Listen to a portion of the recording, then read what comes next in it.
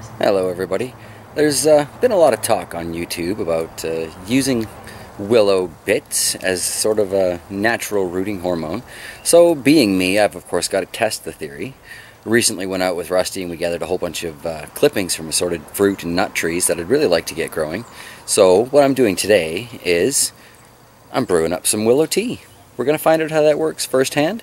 I'll do a couple of experiments, one with just water, one with the tea, and we'll just see what roots faster. So, I'll show you what I'm doing. Got a bag of willow bits here.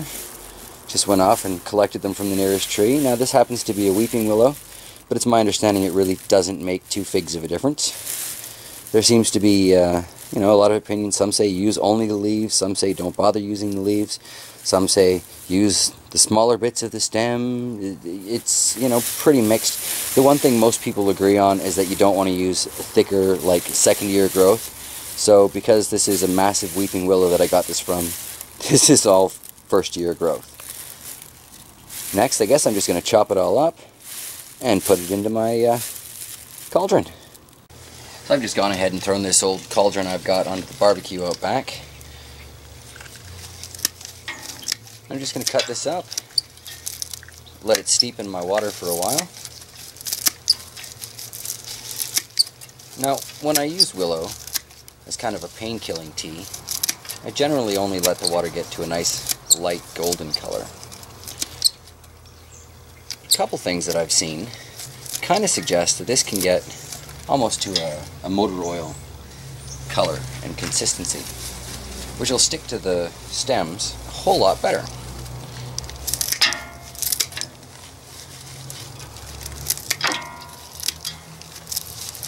Some say don't use hot water, some say do use hot water. In the end, with most things in gardening, it's really just kind of doing whatever you're comfortable with, whatever you want to do. All I know for sure is that I want those fruit and nut trees to root and take hold so that I can provide a permanent food source, something a little more long-term than a one-year plant.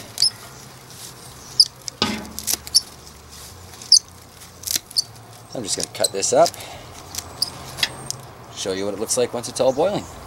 So just for the sake of keeping proper records, you can see how clear the water is when we're starting here. Hasn't gotten to a boil yet. But this will give us a reference point for once it has cooked down a little bit and the leaves start to release all of their various chemical components into our warming water. We'll give this a little while and then check back on it. Well, it's been brewing away in there for about 40 minutes. Water seems to be changing color a little bit. Of course, the steam isn't really working with me here. I'll let this brew away a little while longer. See just how dark I can get that before I have to quit for the day and or I run out of fuel for the barbecue here. We'll check back on it in a bit. So at about an hour and 20 minutes I've come by and checked on my willow brew slash mixture here, and I've noticed that the smell has gone from a sweet sort of like a willow tea to a deeper, darker, almost cooked spinach kind of smell.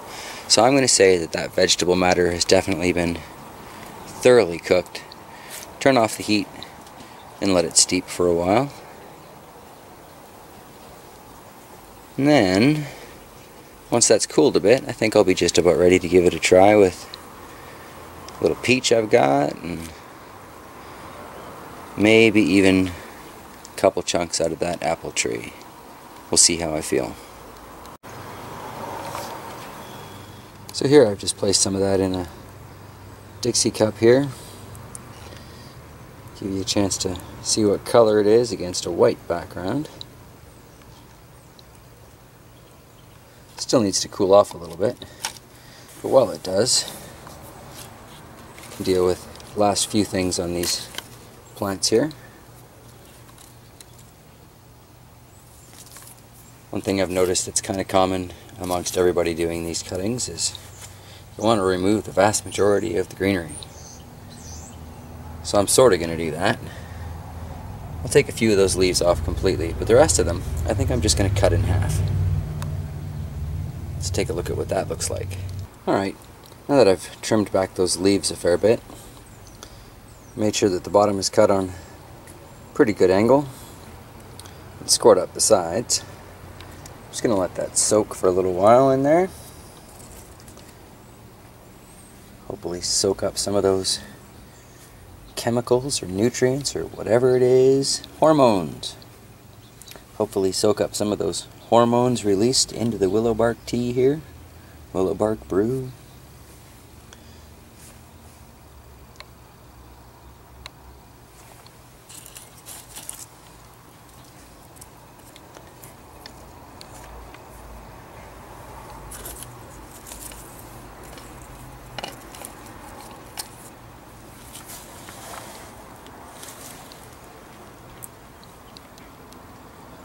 Alright, well, I'll let those sit in there for, I don't know, 5-10 minutes. And I'll plunk them into these recycled Folgers cans and hope for the best. These have had a few minutes to soak now, so I guess I'm just going to stuff them in nice and deep.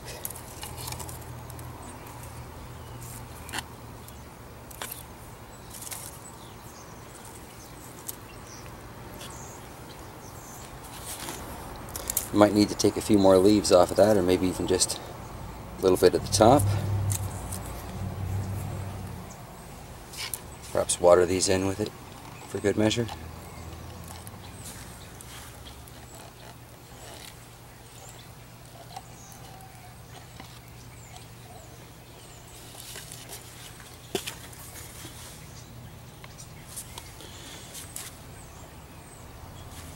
Alright, so I'll go put those in the greenhouse for now, and we'll see if they live or die. Thanks for watching. Check back later to find out the results.